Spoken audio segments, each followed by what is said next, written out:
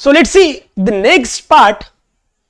याचा काय आहे तर सगळ्यात महत्वाचं की याचं ऑब्जेक्टिव्ह तुम्हाला माहित असणं गरजेचं आहे की बाबा रे आपत्ती व्यवस्थापन अधिनियम 2005 मेन ऑब्जेक्टिव्ह काय होता किंवा हे ऍक्ट तयार करण्यामागे काय बेसिक कंडिशन होती किंवा गरज काय होती.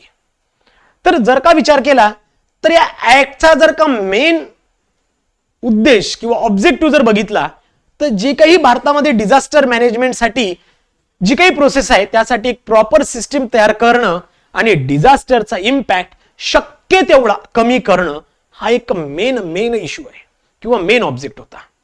लक्षात आलं. डिझास्टर मॅनेजमेंट ऍक्टचा जर का कोणाला विचारलं ज्याने स्टडी केला असेल ऍक्ट, ज्याने नाही केला तोही सांगेल की बाबा याचा मेन ऑब्जेक्टिव्ह काय आहे. तर देशामध्ये येणारी जी आपत्ती आहे त्याचा प्रभाव कमी करणं किंवा त्याच्यापासून होणारं जे काही नुकसान आहे त्याला कुठेतरी कमी करणं किंवा त्याला थांबवणं हा याचा मेन ऑब्जेक्टिव्ह आहे. पण यासोबतच इफेक्टिव्ह सिस्टीम तयार करणं हा सुद्धा त्याचा एक खूप महत्वाचा पार्ट आहे. म्हणजेच काय, या ऍक्टचा जो पहिला ऑब्जेक्टिव्ह आहे की इंडियामध्ये इफेक्टिव्ह डिझास्टर मॅनेजमेंट सिस्टीम तयार करणं, म्हणजेच मॅनेजमेंट सिस्टीम कशी तयार केली जाईल तर मग नॅशनल लेवल, स्टेट लेवल आणि डिस्ट्रिक्ट लेवल म्हणजे सगळ्याच लेवलवर एका पद्धतीची top to bottom complete system तयार करणं हा याचा एक बेसिक मोटो होता. त्यासोबतच अप्रोच, लोकांचा जो अप्रोच आहे तो बदलणे. म्हणजे पूर्वी जो अप्रोच होता की रिलीफ सेंट्रिक, फक्त मदत करणं हा होता. पण आता काय केलंय, प्रोटेक्टिव्ह अप्रोच आणलाय. म्हणजेच काय, प्रिव्हेन्शन एक आणलंय. त्यामध्ये आधीच त्याला शक्यतोवर थांबवा, टाळा, नुकसान कमी होण्यासाठी शक्यतोवर ते पावले उचला, प्रिपेअर्डनेस आधीच त्यासाठी तयारी करून ठेवा, रिस्पॉन्स ऍक्शन लगेच होत असेल शक्य तेवढ्या लवकर रिस्पॉन्स टीम तयार करा, रिकव्हरी अँड रिहॅबिलिटेशन ह्या सगळ्या गोष्टी आहे. म्हणजे relief with respect to risk management या बेसिसवर हा सेकंड एक ऑब्जेक्टिव्ह आहे. थर्ड ऑब्जेक्टिव्ह बद्दल जर बोलायचं गेलं तर इन्स्टिट्यूशनल बॉडीज तयार करणं. इन्स्टिट्यूशनल बॉडीज काय आहे तर जसं मी तुम्हाला सांगितलं होतं की एनडीएमए काय आहे. NDMA national disaster management authority, NDMA तयार करणं, इन्स्टिट्यूशनल एक ऑथॉरिटी तयार करणं की ज्या त्या पर्टिक्युलर लेवलवर काम करतील. SDMA state disaster management authority तयार करणं, डिस्ट्रिक्ट डिझास्टर मॅनेजमेंट ऑथॉरिटी तयार करणं. म्हणजेच काय, डिझास्टर मॅनेजमेंट हँडल करण्यासाठी एक प्रॉपर ऑथॉरिटी तयार करणं आणि त्या पर्टिक्युलर लेवलवर तयार करणं. जर का एखाद्या जिल्ह्यात जर का तशा पद्धतीने छोटा जर का एखादा आपत्ती येत असेल तर त्यासाठी दिल्लीवरून नॅशनल लेवलवरून काही टीम बोलावणार नाहीये. तर तशा पद्धतीने तुमच्याकडे स्टेट लेवलवर किंवा डिस्ट्रिक्ट लेवलवर तशा पद्धतीच्या फोर्सेस तयार असायला पाहिजे जेणेकरून फास्ट रिलीफ किंवा ऍक्शन त्या पर्टिक्युलर केसवर घेता येईल.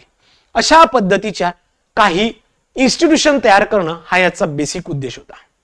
त्यासोबतच फोर्थ विचार केला, कोऑर्डिनेशन वाढवणं. म्हणजेच काय, डिझास्टर मॅनेजमेंट मध्ये सगळ्यात महत्वाची गोष्ट होती की कोऑर्डिनेशन इश्यू होता, कोऑर्डिनेशन प्रॉब्लेम होता. त्यामुळेच काय केलंय की याचा एक चेंजेस काय केलंय की गव्हर्नमेंट डिपार्टमेंट किंवा लोकल ऑथॉरिटीज ज्या असतील किंवा डिझास्टर ऍक्शन एजन्सी जे आहे यांच्यामध्ये कोऑर्डिनेशन नेटवर्क जे आहे किंवा टीम वर्क जे आहे ते वाढवायचं काम या ऍक्ट मधनं केलं आहे. फिफ्थ जर का विचार केला ऑब्जेक्टिव्ह तर डिझास्टर मॅनेजमेंट प्लान तयार करणं खूप महत्वाचं आहे, अतिशय महत्वाचं आहे. हे प्लान्स कसे तयार केले जातात, काय तयार केले जातात हे सुद्धा आपण बघणार आहोत. म्हणजे national level plan, state level plan, district level plan, local level plan हे सगळे प्लान सगळ्या लेवलवर तयार करायला लागते आणि हे कंपल्सरी असतात या ऍक्टच्या नुसार. कारण काय, आपण आपल्या ऍक्ट मध्ये सुद्धा या संदर्भात बघणार आहोत.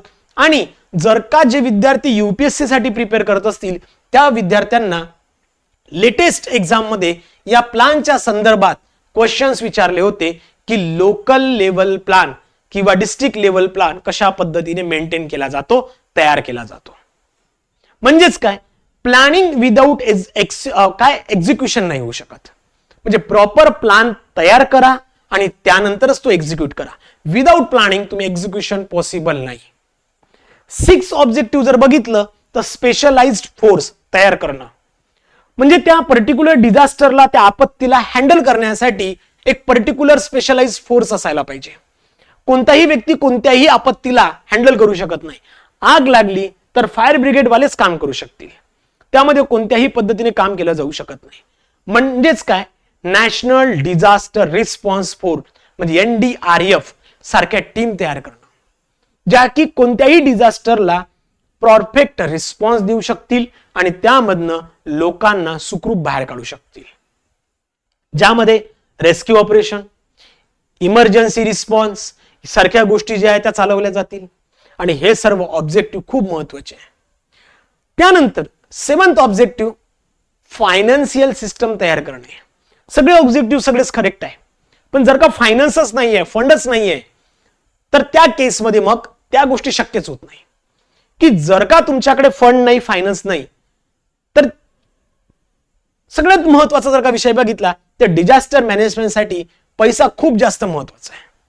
कारण तुम्हालाही माहिती आहे की विदाऊट पैसा, विदाऊट फायनान्स, विदाऊट फंड कोणत्याच गोष्टी शक्य नाही. म्हणून या ऍक्ट मध्ये फंडच्या संदर्भात प्रोव्हिजन केलं, ज्यामध्ये डिझास्टर रिस्पॉन्स फंड आहे, मिटिगेशन फंड आहे, या संदर्भात आपण बोललो आहे. आणि उद्देश काय आहे, तर इमिडिएट ऍक्शनसाठी जो फंड अवेलेबल करून दिला जाऊ शकतो, किंवा लॉंग टर्म प्लॅनिंग करण्यासाठीचा जो फंड असतो की बाबा एखादी गोष्ट आताच थांबवायची, त्यासाठी लॉंग टर्म प्लॅनिंग करण्यासाठीचा फंड तो युटिलाइज केला जातो. आणि या फंड शिवाय कोणतीही गोष्ट परफेक्टली एक्झिक्यूट करणं शक्य नाही. त्यानंतर एट ऑब्जेक्टिव्ह जर का बघितलं, रिस्क रिडक्शन आणि अवेअरनेस. म्हणजे हा जो ऍक्ट आपण स्टडी करतोय तो फक्त रिस्पॉन्सच्या संदर्भात स्टडी करत नाही, तो बाकी गोष्टीवरही फोकस करतो. म्हणजे डिझास्टर रिस्क कशा पद्धतीने कमी केली जाऊ शकते, त्याबद्दल कशा पद्धतीचं ट्रेनिंग दिलं जाऊ शकतं, लोकांना त्या डिझास्टरच्या संदर्भात कशा पद्धतीने अवेअर केलं जाऊ शकतं, कम्युनिटी पार्टिसिपेशन कसं केलं जाऊ शकतं, ह्या सर्व गोष्टींचा मेन पार्ट या पर्टिक्युलर कंडिशन मध्ये आहे. जसं तुम्ही बघितलं होतं की मागच्या काही दिवसाआधी किंवा 4-5 दिवसाआधी एक सांगितलं होतं की बाबा उष्णतेची लाट येणार आहे, त्यासाठी शक्यतोवर घरातून बाहेर पडा, बाहेर पडताना पाणी सोबत ठेवा, अशा ज्या काही गोष्टी आहे, स्वतःला पाणी पित राहा, डिहायड्रेट करत राहा, ह्या ज्या गोष्टी आहे, these are the part of the disaster management. हा पण एक पद्धतीचा डिझास्टर मॅनेजमेंटचा प्लॅन आहे. म्हणजे एवढे सगळे ऑब्जेक्टिव्ह अतिशय महत्वाचे आहे किंवा अतिशय इम्पॉर्टंट रोल प्ले करतात. क्लिअर? चला, लक्षात आले का रे बाबांनो? हे ऑब्जेक्टिव्ह तुम्हाला लक्षात आले का? तेवढेच सांगितले आहे इथे. आपत्ती जोखीम कमी करणे, प्रशिक्षण, जनजागृती आणि लोकसहभाग यांच्यात माध्यमातून आपत्ती जोखीम कमी करणं. चला, क्लिअर आहे का? पटकन. जर का क्लिअर असेल तर याचा पुढचा पार्ट आहे तो म्हणजे आपला चॅप्टर नंबर 1 प्रिलिमिनरी, प्राथमिक प्रकरण 1 जो आपण स्टडी करतोय. आणि प्रत्येक ऍक्ट मध्ये तुम्हाला माहित आहे की प्रत्येकच ऍक्ट मध्ये सेक्शन नंबर 1 किंवा चॅप्टर नंबर 1 काय असतो, तर त्याचं शॉर्ट टायटल असते, त्याचा एक्सटेंट असतो आणि कमेन्समेंट असते. बरोबर आहे? म्हणजेच काय, जर का या ऍक्टला बघितलं तर याचं ऍक्टचं जे टायटल आहे ते आहे डिझास्टर मॅनेजमेंट ऍक्ट 2005, ज्याला आपण मराठीत म्हणतो आपत्ती व्यवस्थापन अधिनियम किंवा कायदा 2005. मित्रांनो, हा संपूर्ण भारतभर लागू करण्यात आलेला आहे, पूर्ण भारतासाठी, ज्यामध्ये पूर्ण युनियन टेरिटोरीज, केंद्रशासित प्रदेश, सगळे राज्य, सगळ्या भागासाठी हा लागू करण्यात आला होता किंवा लागू करण्यात आलेला आहे. हा जो लागू करण्यात आला त्यासाठी हा कायदा केंद्र सरकार राजपत्रात अधिसूचना प्रसिद्ध करून ज्या तारखेला लागू करेल त्या तारखेपासून लागू होईल. तसेच या कायद्याच्या वेगवेगळ्या तरतुदींसाठी वेगवेगळ्या तारखा निश्चित केल्या जाऊ शकतात आणि त्या वेगवेगळ्या राज्यांमध्ये वेगवेगळ्या वेळी लागू केल्या जाऊ शकतो. त्यामुळे या कायद्याचा कोणताही तरतुदी एखाद्या राज्यासाठी अंमलबजावणीची सुरुवात असा उल्लेख असल्यास त्याचा अर्थ त्या राज्यामध्ये त्या तरतुदीची अंमलबजावणी सुरू झाली तारीख असा होईल. म्हणजे याचा अर्थ काय झाला की ऍट ए टाइम पूर्ण भारतासाठी जरी लागू झाला असला तरी तो काही राज्यांमध्ये आधी सुरू झाला, काही राज्यांमध्ये लेट सुरू झाला. त्यामधले काही सेक्शन आधी लागू करण्यात आले, काही लेट लागू करण्यात आले. आणि जसं की ऑफिशियल गॅझेटमध्ये म्हणजेच सरकारच्या राजपत्रात अशा पद्धतीची अधिसूचना काढली, नोटिफिकेशन दिलं, त्यानुसारच तो लागू करण्यात आला किंवा जी डेट दिली आहे त्यानुसार त्याला लागू करण्यात आलेलं होतं. हा आपला सेक्शन 1 आहे. सेक्शन 1 सिंपल आहे, फक्त लक्षात ठेवायचं काय आहे की याचं नाव काय आहे, याचा एक्सटेंडेड एरिया कुठपर्यंत आहे, पूर्ण भारतासाठी आहे. एवढं जरी तुम्हाला लक्षात राहिलं तरीही महत्वाचं आहे. लक्षात आलं? चला, त्यानंतर डेफिनेशन, त्यानंतर येतो डेफिनेशनचा पार्ट, बरोबर आहे की नाही? त्यानंतर येतो डेफिनेशन. चला, इथपर्यंत क्लिअर आहे. पण नेक्स्ट डेफिनेशन, डेफिनेशन मध्ये काय सांगतायत? सगळ्यात सुरुवातीला आहे प्रभावित क्षेत्र, अफेक्टेड एरिया. आता अफेक्टेड एरिया म्हणजे काय? ज्या पर्टिक्युलर एरियामध्ये तशा पद्धतीची आपत्ती आली किंवा तो एरिया आपत्तीमुळे प्रभावित झाला असेल त्यालाच म्हणतात प्रभावित क्षेत्र किंवा अफेक्टेड एरिया. लक्षात राहील? अफेक्टेड एरियाची डेफिनेशन काय असेल तर ज्या एरियामध्ये एक्झॅक्टली जो पार्ट त्या पर्टिक्युलर देशाचा किंवा राज्याचा किंवा जिल्ह्याचा कोणताही जो पार्ट एखाद्या डिझास्टरमुळे अफेक्टेड असेल किंवा प्रभावित असेल किंवा तिथे तशा पद्धतीचं नुकसान झालं असेल त्याला आपण काय म्हणतो? Affected area. क्लिअर? त्यानंतर आहे मित्रांनो कॅपॅसिटी बिल्डिंग, ज्याला आपण बोलतो क्षमता निर्णय. यामध्ये काय की क्षमता निर्णय म्हणजे काय? क्षमता निर्णय म्हणजे आपत्ती व्यवस्थापन प्रभावीपणे करण्यासाठी ज्या संस्था, समुदाय आणि व्यक्तीची क्षमता वाढवण्याची प्रक्रिया असते. कोणत्याही पर्टिक्युलर डिझास्टरला हँडल करण्यासाठी किंवा त्याला कुठेतरी थांबवण्यासाठी किंवा त्याला रोखण्यासाठी ज्या पद्धतीची कॅपॅसिटी असायला पाहिजे, मग त्यासाठी नवीन इन्स्टिट्यूशन प्रोव्हाइड करणं, कम्युनिटीज आणणं किंवा तशा पद्धतीने इंडिव्हिज्युअल तो डिझास्टर मॅनेज करणं. ज्यामध्ये काय काय येतं तर पुढील बाबींचा समावेश होतो. उपलब्ध संसाधनांची ओळख करणं, आवश्यक संसाधने निर्माण करणे किंवा प्राप्त करणे, कर्मचारी संघटन व प्रशिक्षण, आपत्ती व्यवस्थापनासाठी प्रशिक्षणाचे समन्वय. ह्या सर्व गोष्टी तुम्हाला या क्षमता निर्णयामध्ये बघायला मिळतात. म्हणजेच काय की जो डिझास्टर येतोय किंवा जी आपत्ती येत आहे तिला व्यवस्थित पद्धतीने ओळखून तिला थांबवण्यासाठीच्या करायच्या सर्व बाबी किंवा सर्व गोष्टी. म्हणजेच काय, त्यासाठी एखादं आपत्ती येत असेल की बाबा रे महापूर वगैरे येणार असेल तर त्याला कुठेतरी थांबवण्यासाठी किंवा कमी करण्यासाठी होतील शक्यतोवर त्या गोष्टी तयार करणे. त्यासोबतच तशा पद्धतीची कर्मचारी, काही रिस्पॉन्स टीम तयार करणे, बोटी वगैरे तयार करून ठेवणे, लोकांना रेस्क्यू करणे, ह्या सर्व गोष्टी तिथे दिल्या जातात. हे सर्व करताना त्या लोकांना प्रशिक्षण, ट्रेनिंग परफेक्ट द्यायला पाहिजे. आणि यामध्ये जेवढं काही डिपार्टमेंट असेल, जे काम करत असेल, त्यांचं परफेक्ट मॅनेजमेंट आणि कोऑर्डिनेशन असायला पाहिजे. हे संदर्भात कॅपॅसिटी बिल्डिंग सांगतं. म्हणजे कॅपॅसिटी बिल्डिंग म्हणजे काय, एक शॉर्ट मध्ये सांगायचं झालं तर कोणत्याही एखाद्या आपत्तीला थांबवण्यासाठी, कमी करण्यासाठी सुरुवातीला करावी लागणारी व्यवस्थापन त्यालाच म्हणतो आपण कॅपॅसिटी बिल्डिंग. क्लिअर? त्यानंतर सेंट्रल गव्हर्नमेंट. सेंट्रल गव्हर्नमेंट म्हणजेच काय की सेंट्रल गव्हर्नमेंटची इथे व्याख्या काय बनणार आहे रे, व्यवस्थित समजून घ्या की सेंट्रल गव्हर्नमेंटची व्याख्या म्हणजेच काय की केंद्र सरकार म्हणजे भारत सरकारचं जे काही मंत्रालय आहे किंवा विभाग आहे ज्यांच्याकडे तशा पद्धतीने ती यंत्रणा काम करते त्यालाच काय म्हणतो आपण? केंद्र सरकार. सांगायची गरज नाही. त्यानंतर आहे डिझास्टर. हे महत्वाचं आहे. डिझास्टर म्हणजे नेमकं काय? डिझास्टर म्हणजे अशी घटना की जी नॅचरल किंवा मॅनमेड असू शकते आणि ज्यामुळे लोकांचं आयुष्य उद्ध्वस्त होतं, लोकांच्या प्रॉपर्टी डॅमेज होतात, लोक सफर होतात, लोकांना त्या गोष्टीचा त्रास होतो आणि एन्व्हायरमेंटचं सगळ्यात मोठं डॅमेज होतं. वातावरणात, पर्यावरणात सगळ्यात मोठी हानी होते. पण एक इम्पॉर्टंट कंडिशन अशी आहे की अफेक्टेड कम्युनिटीची जी या पर्टिक्युलर केसमध्ये जी कॅपॅसिटी आहे ती एक्सिड व्हायला पाहिजे. म्हणजेच काय, जो काही मोठे डॅमेज होत असेल तर ते कमी करता येतं.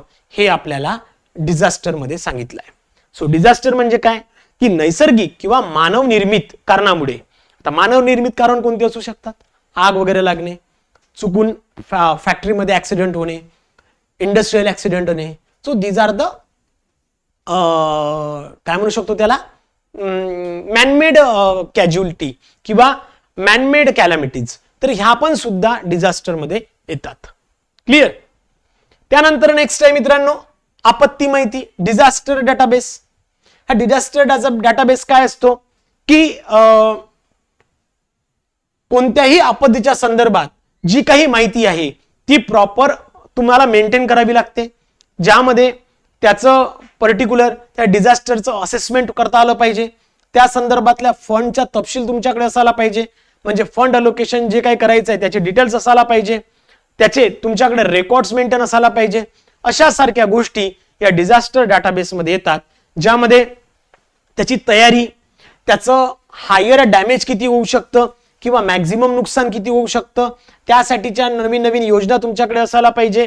त्यामध्ये जर का काही डाटा मेंटेन करायचा असेल, काही झालेल्या नुकसानासाठी किंवा देणाऱ्या सरकारी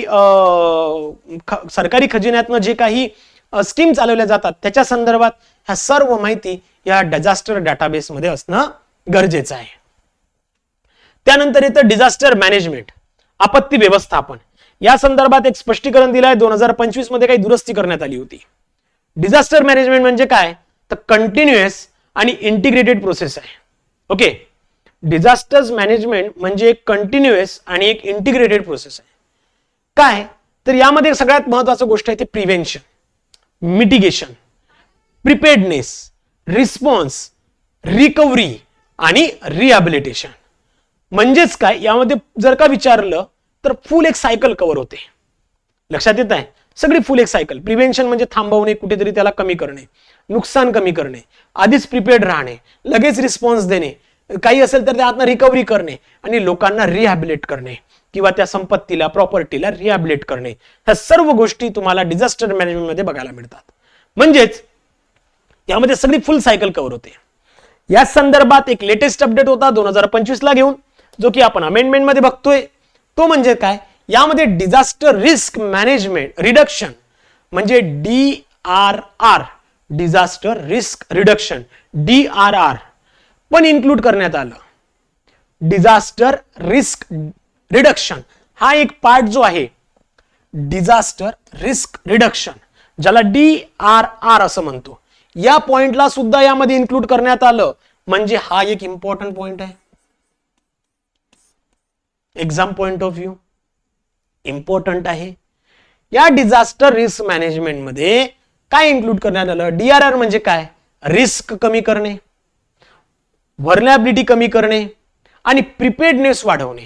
त्या पर्टिक्युलर गोष्टीसाठी प्रिपेअर्ड राहणं हे वाढवणं, यालाच म्हणतात DRR, disaster risk reduction. Clear.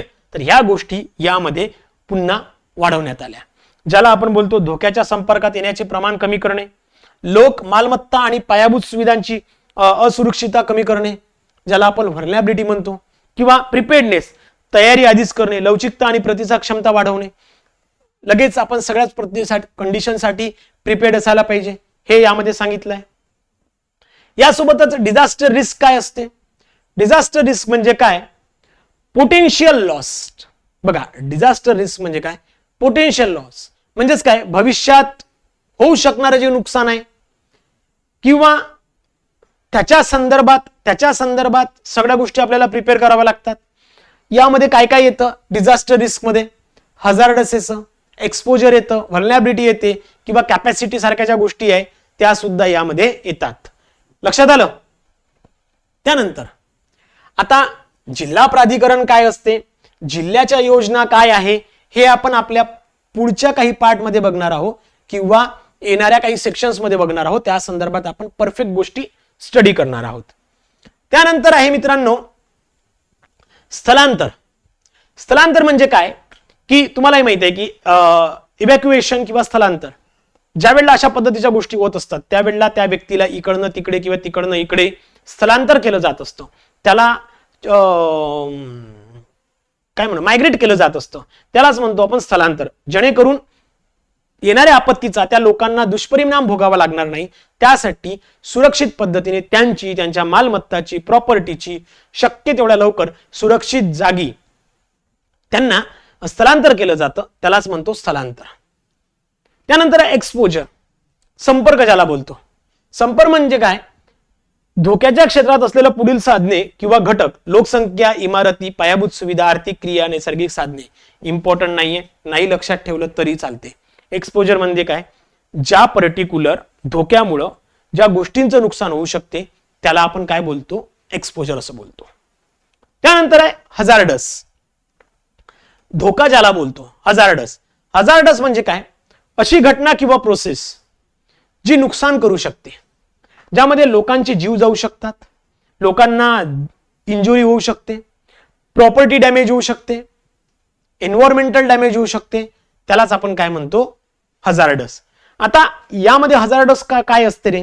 किंवा यामध्ये हजार्डस कोण आहे? अर्थक्वेक आहे, फ्लड आहे, सायलॉन आहे. लक्षात आलं? अशा सारख्या गोष्टी आहे ज्या की धोकादायक आहे.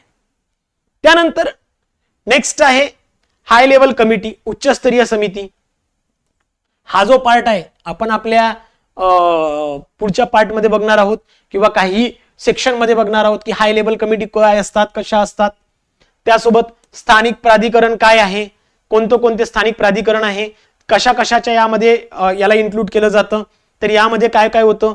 तर स्थानिक प्राधिकरणामध्ये पंचायती राज संस्था आहे, नगरपालिका आहे, जिल्हा परिषद आहे, कॅन्टोन्मेंट बोर्ड आहे, नगर रचना प्राधिकरण आहे, स्वायत्त जिल्हा परिषद आहे. सगळ्या स्थानिक सेवा पुरवणाऱ्या जेवढ्याही संस्था आहे त्याला आपण काय बोलतो? लोकल ऑथॉरिटी किंवा स्थानिक प्राधिकरण. हे आपण ऑलरेडी स्टडी केलेलं आहे. मिटिगेशन ज्याला आपण शमन म्हणतो. मिटिगेशन म्हणजे काय? आपत्तीचा धोका, परिणाम किंवा तीव्रता कमी करण्यासाठी केलेल्या उपाययोजना. जे काही नुकसान होत असेल किंवा जे काही लॉस होणार आहे त्यासाठी काहीतरी प्रिपरेशन करायचं जेणेकरून तो लॉस कमी होईल, त्यालाच आपण बोलतो मिटिगेशन किंवा शमन. Okay.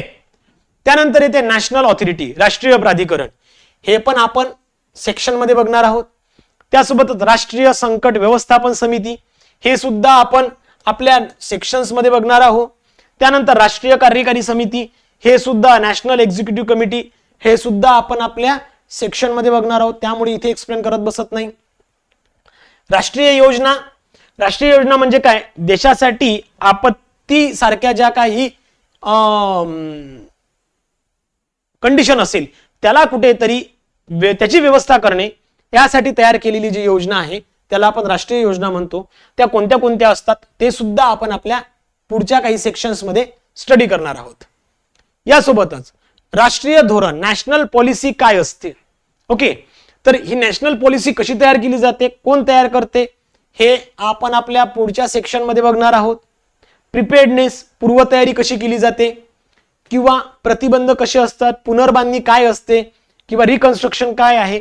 These are not the definition, these are the simple words. We are going to use this in this act.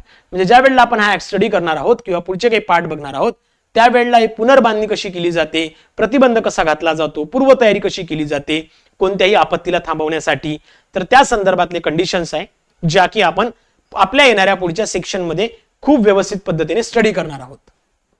Next recovery काय आहे? सो पुनर्प्राप्ती. हे रिकव्हरी जी आहे ते सुद्धा आपण पुढे बघणार आहोत. पुनर्वसन जे आहे म्हणजे लोकांचं रिहॅबिलिटेशन केलं जातं, लोकांना रिहॅबिलिटेट केलं जात असतं, त्यांचं पुनर्वसन केलं जात असतं. ज्या ठिकाणी आपत्ती आली असेल त्या ठिकाणावरनं तिथल्या लोकांना किंवा तिथले जी काही कम्युनिटी आहे त्यांना एका ठिकाणावरून सुरक्षित ठिकाणी पुनर्वसन त्यांचं केलं जात असतं आणि त्यांना आवश्यक त्या ज्या मूलभूत सेवा आहे डे टू डे लाईफ मध्ये जगण्यासाठी ज्या सेवा द्याव्या लागतात त्या तिथे पुरवल्या जातात. रेझिलन्स, लवचिकता. लवचिकता म्हणजे काय?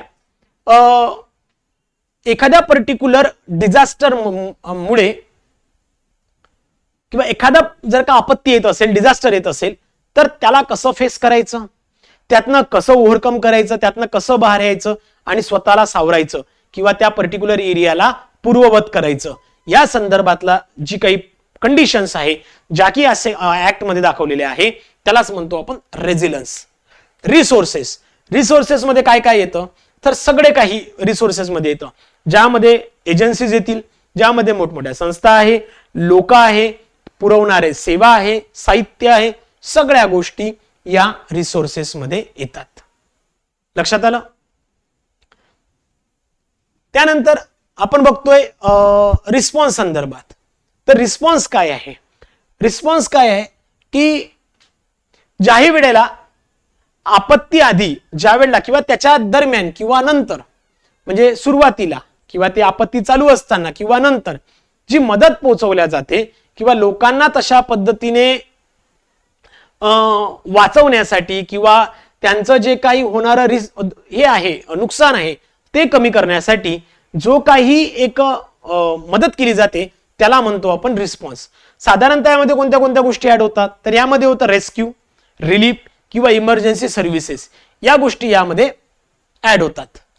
त्यानंतर आहे स्टेट ऑथॉरिटी. स्टेट ऑथॉरिटी कशी फॉर्म केली जाते, यामध्ये कोण कोण असतात हे आपण आपल्या सेक्शन मध्ये बघणार आहोत. त्यानंतर राज्य कार्यकारी समिती कशी काम करते, कोण असते, कोण फॉर्म करते, हे सुद्धा आपण बघतोय. राज्य सरकार म्हणजेच काय, ज्या राज्यासाठी हे व्यवस्थापन तयार केलेलं आहे किंवा त्यांनी त्यामध्ये पावलं उचलली असतील त्याला म्हणतो आपण राज्य सरकार.